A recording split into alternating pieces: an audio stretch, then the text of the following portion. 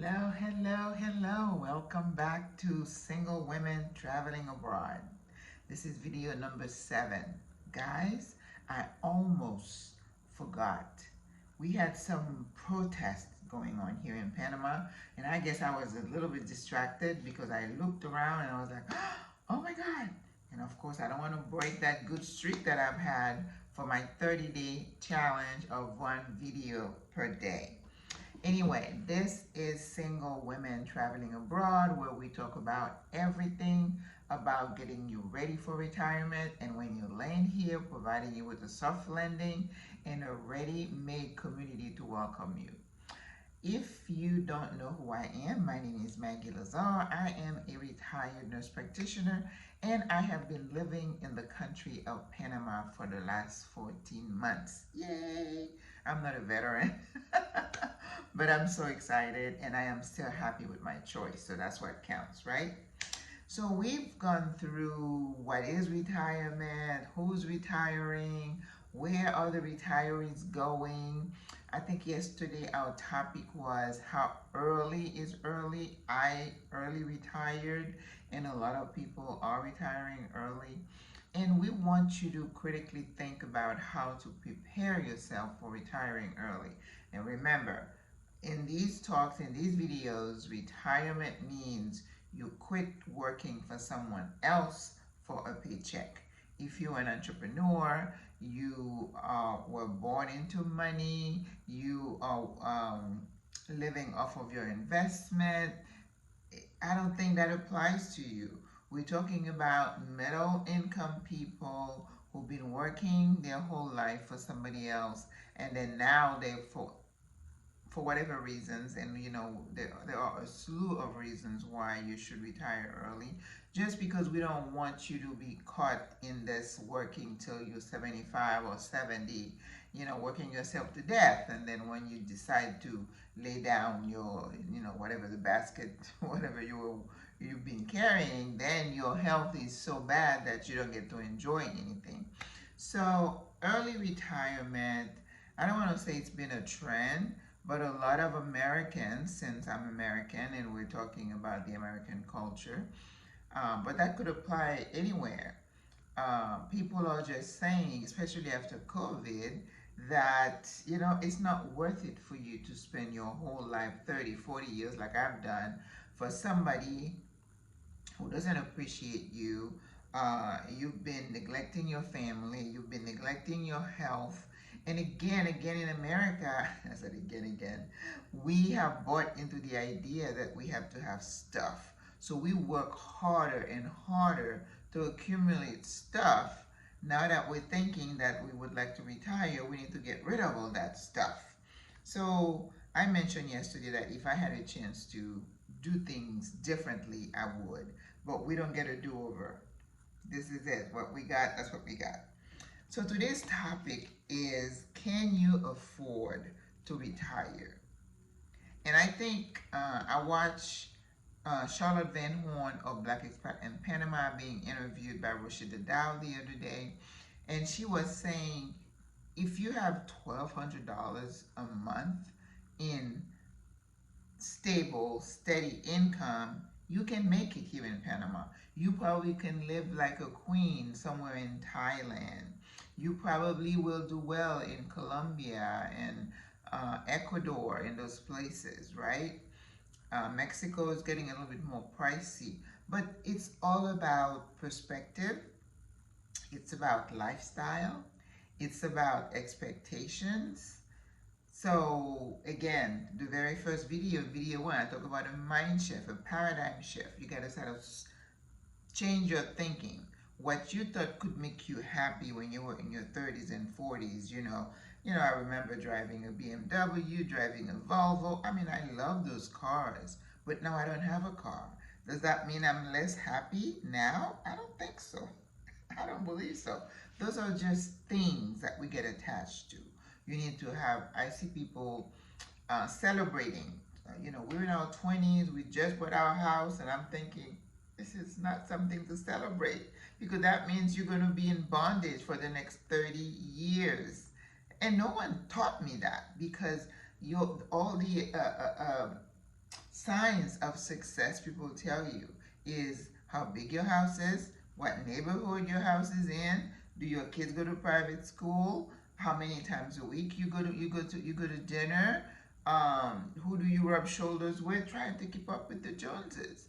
But as you get older and you're looking towards quitting this lifestyle, then you're gonna have to come down that pedestal. Of course, not everybody's doing that. I heard this lady say the other day that she did not downsize when she moved to Panama. More power to her. If she's got the cash to do it, you do you, my sister.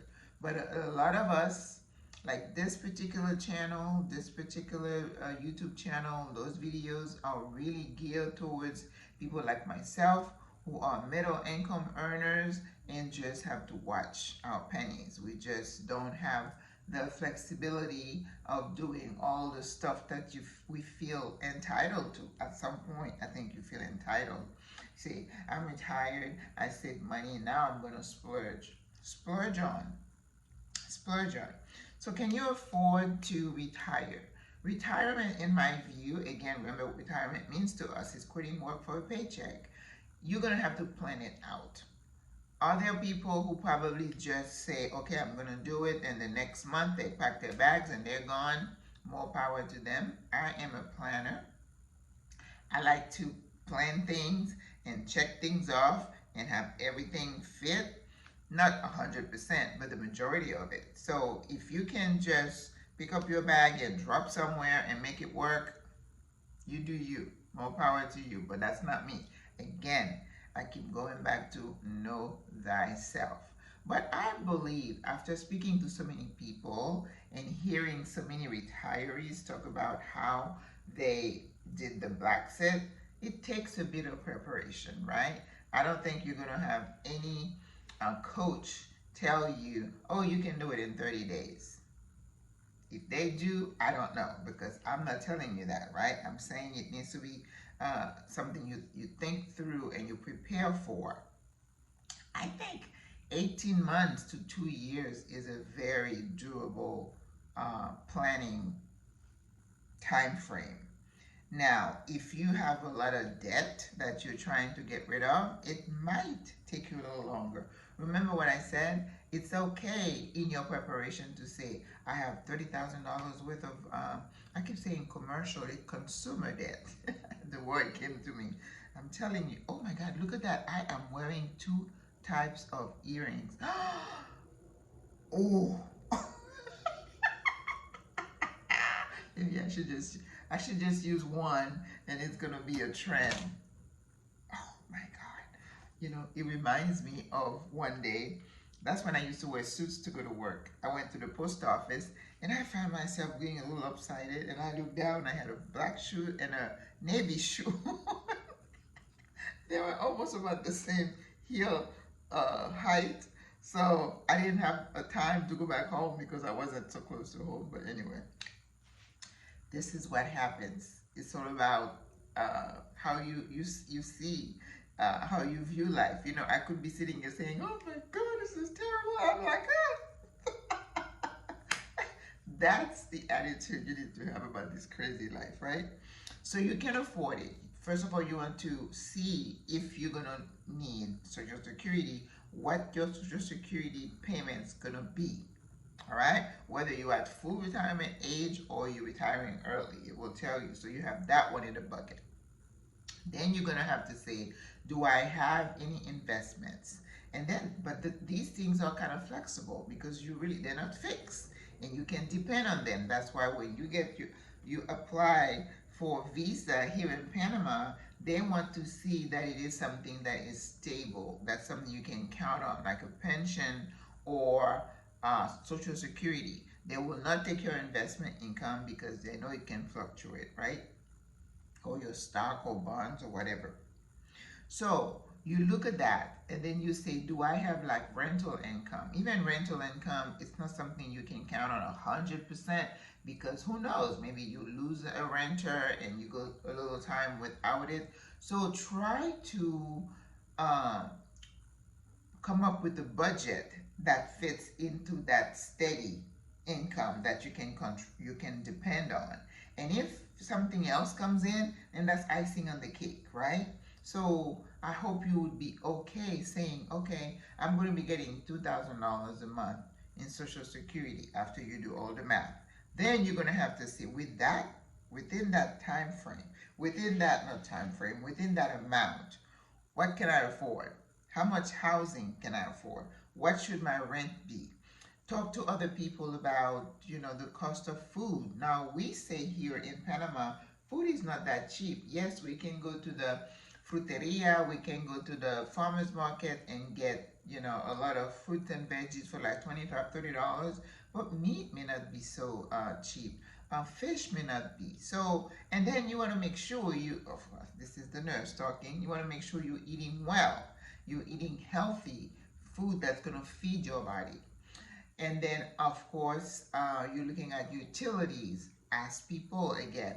So what I've done for you is that I've created like a small um, spreadsheet with a budget, a very simple budget that includes your rent, your utilities, your cell phone, your cable, um, your food. I said food already, right?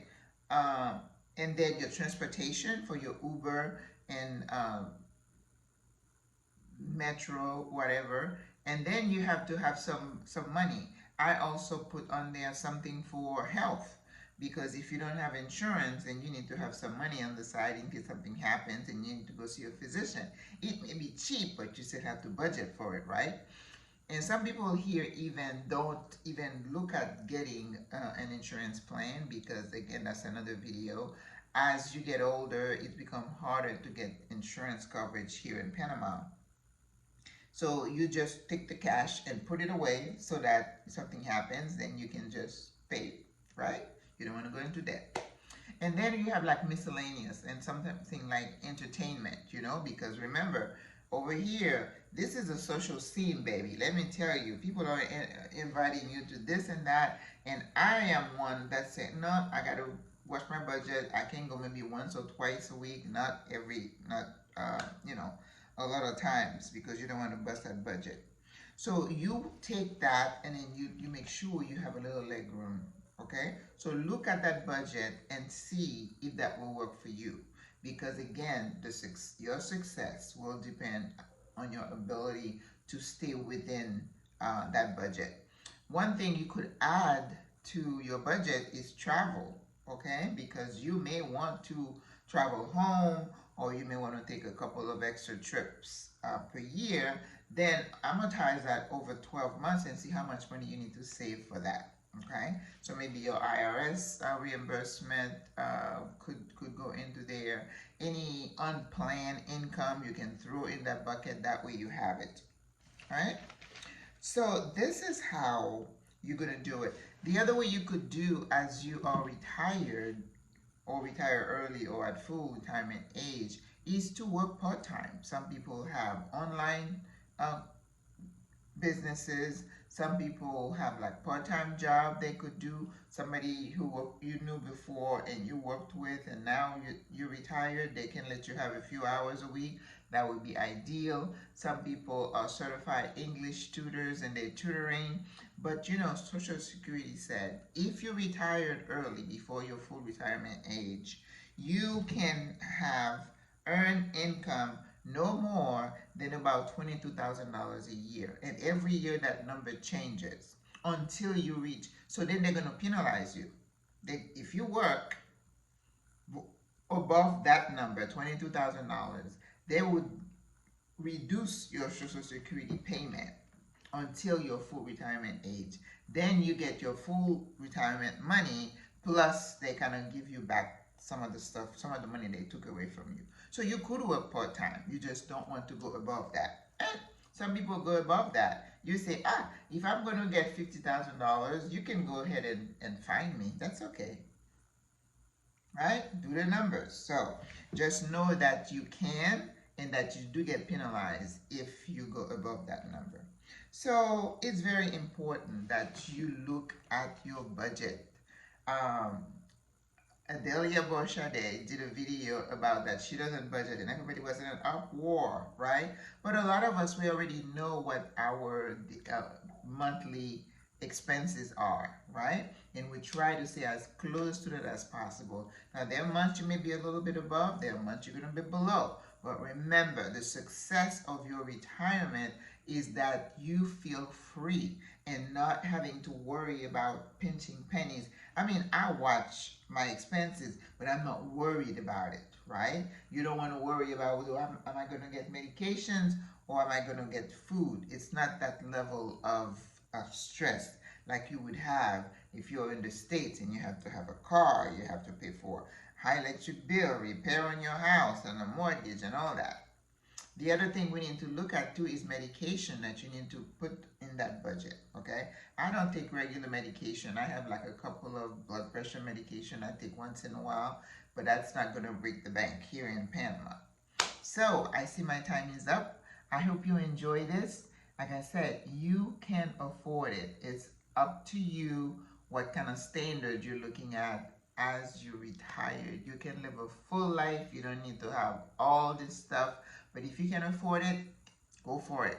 Go for it. All right? I hope you enjoyed this video. I will see you tomorrow on day 8. And hopefully I will not forget. So we have a new trend with the one earring. Hey, it might be. I'm going to start wearing one earring and see what happens. Au revoir à la prochaine.